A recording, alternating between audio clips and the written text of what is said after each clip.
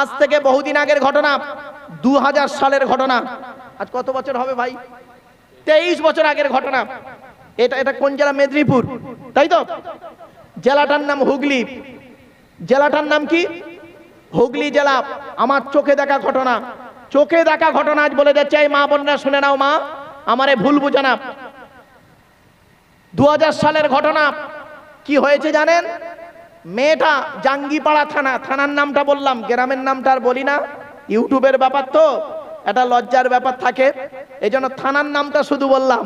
জেলার নাম হুগলি, থানার নাম জাঙ্গিপাড়া। শুনে নিন, মেয়েটার বাপ নেই, মা ভিক্ষা করে করে মেয়েটার বিবাহ দিয়েছে। খাট, গদি, ড্রেসিং টেবিল, আলমারি সব দিয়েছে। অবশেষে মেয়েটার কানে সোনার দুটো ঋণ দিতে বাকি ছিল। আমরা ঋণ বলি, আপনারা কি দুল বলেন, যাই হোক, ওই ঋণ দিতে বাকি ছিল।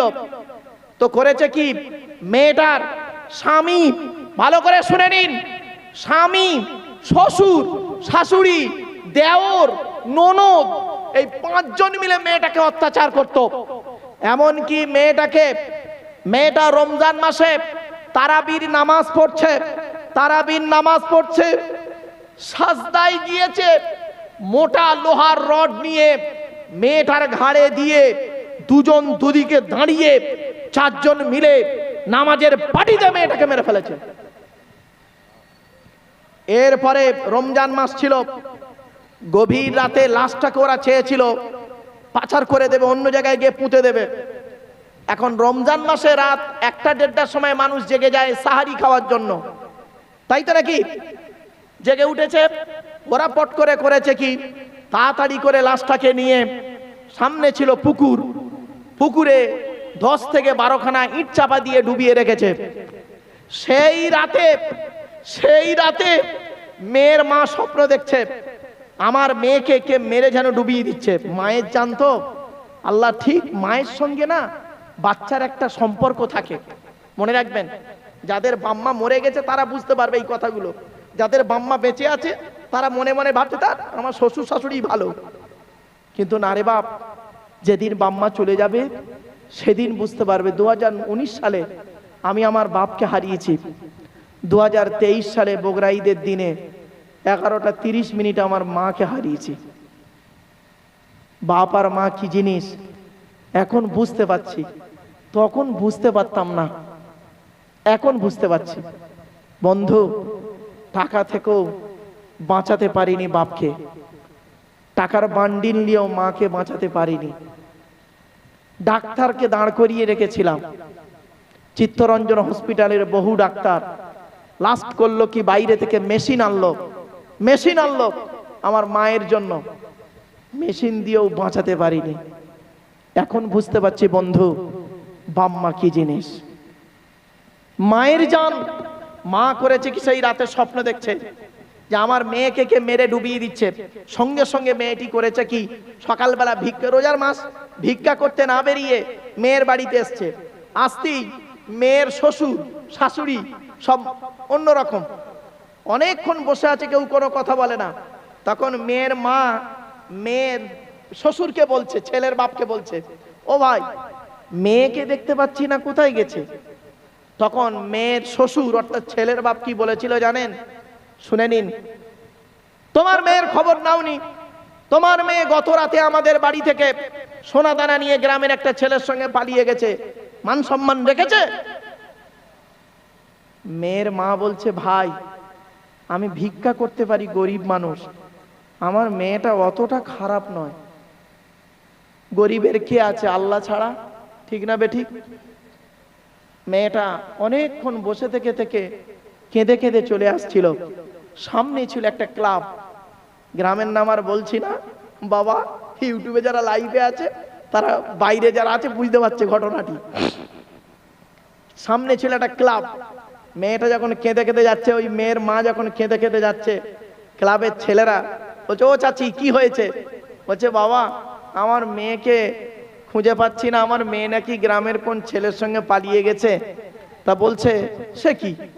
একটা জিনিস জানবেন, এই গ্রামে যদি কোনো যুবক ছেলে কোনো যুবতী মেয়েকে নিয়ে পালায়, কেউ জানুক আর না জানুক, ক্লাবের 2-1টা ইয়াং ছেলে জানবে, ঠিক না বেঠিক? এ বুড়োরা কেউ না জানে, এরা বন্ধুদের একটা লাইন আছে ওদের, এটা থাকে, এটা স্বাভাবিক, এ সব পাড়াতেই আছে, সব জায়গায় আছে। তো তখন ক্লাবের ছেলেরা বলছে, এই কাজ কে করলো রে? খেয়ে দিয়ে কাজ নেই, সব বাইরে কাজ করে, দিল্লি বোম্বাই কাজ করে, আর কার মেনে পালাচ্ছে। আচ্ছা চাচি, তোমার জামাইয়ের নাম কি গো? তো জামাইয়ের নাম বলেছে, বলছে শুনেছি তোমার জামাই নাকি তোমার মেয়েকে খুব অত্যাচার করতো। শোনা কথা আমাদের, তোমার মেয়ে তো নামাজ কালাম পড়তো, পাশের বাড়িতে ভাত পান্তা চেয়ে খেত। বুঝতে পারছেন কিরকম অত্যাচার করতো? কানে সোনার দুটো ঋণ দিতে বাকি ছিল বলে। এই যুবক শোনা নাও, আজকের বলে যাচ্ছি। এরপরে করেছে কি, ক্লাবের যুবক ছেলেগুলো গিয়ে বাড়িতে গিয়ে বললো, এই এক কাজ কর, সব ভাঙচুর কর। তো একজনকে বলেছে, এই তুই করবি কি, সব ছুড়বি চারিদিকে, কারোর গায়ে মারবি না। তো ও বেচারা একটা আদলা ইট নিয়ে পুকুরে মেরেছে, যেই পুকুরে মেরেছে পানিটা চলকে আঁচলটা ভেসে উঠেছে। এই দেখ টান আসে না। তারপরে নেমে দেখলো, লাশটাকে তুললো। কি হলো লাস্টে? গ্রামের ছেলেরা রেগে গিয়ে করলো কি, তার ঘর বাড়ি পুড়িয়ে দিল। কোলার ঘর ছিল, টালি আপনারা কি বলেন ভাই, টালির ঘর পুড়িয়ে দিল।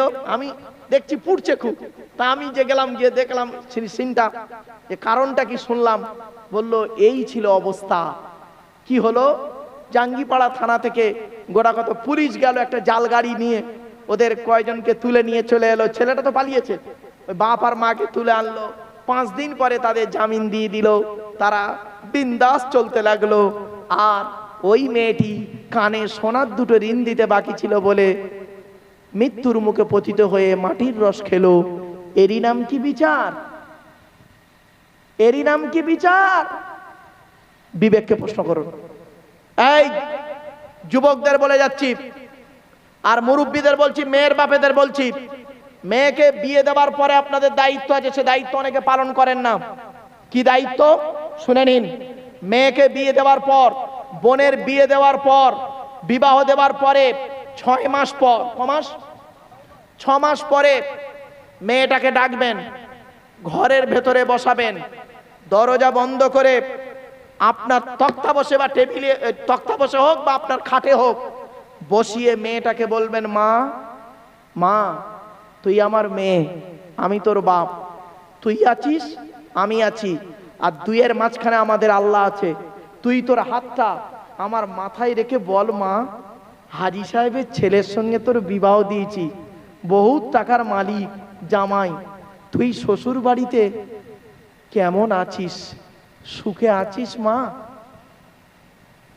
দেখবেন কত মেয়ে আছে, ঝরঝর করে চোখ থেকে টস টস করে পানি পড়বে, আর মুখে হাসবে, হ্যাঁ গো আব্বা ভালো আছে, অন্তরে আদৌ ভালো নেই।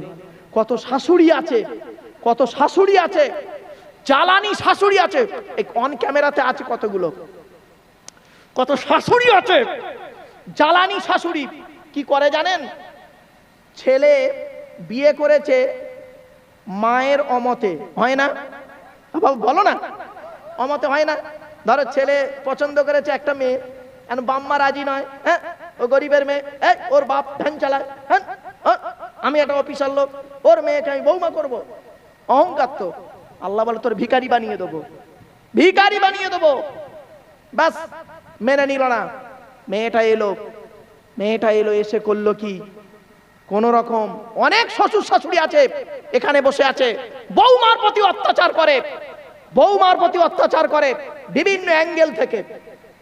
বলবো দু একটা বলবো, বলবো, হ্যাঁ কিভাবে অত্যাচার করে দেখেন। এই বাচ্চা ছেলেরা তোমরা শিখে নাও আজকের মা বোনেরা, ভালো করে দেখো তো ভুল বলছি কি ঠিক বলছি।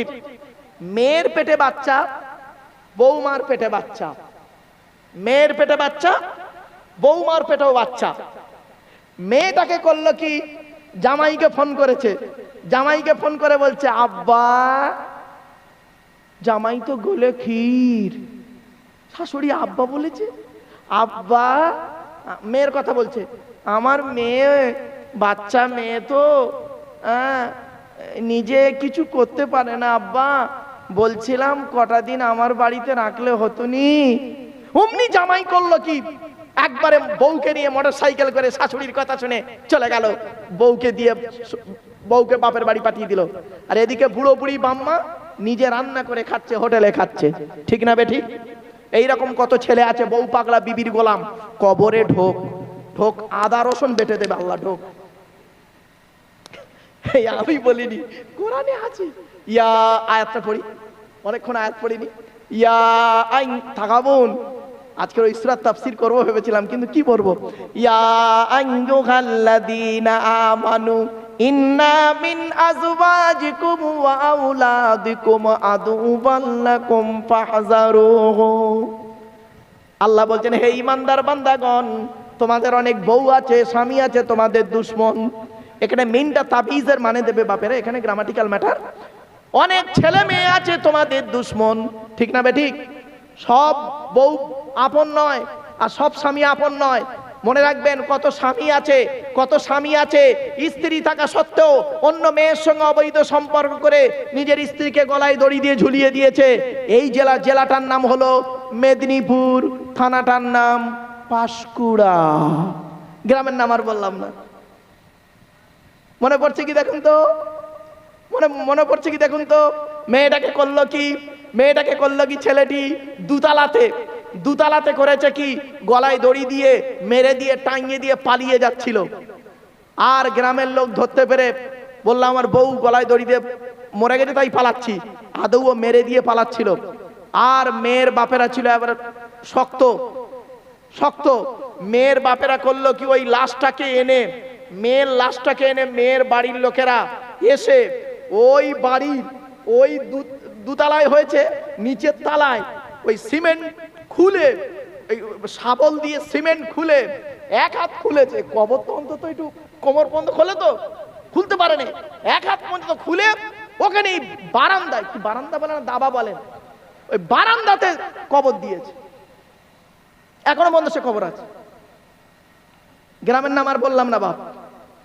এ মুসলমান, এই জিনিসগুলো থেকে শিক্ষা নাও।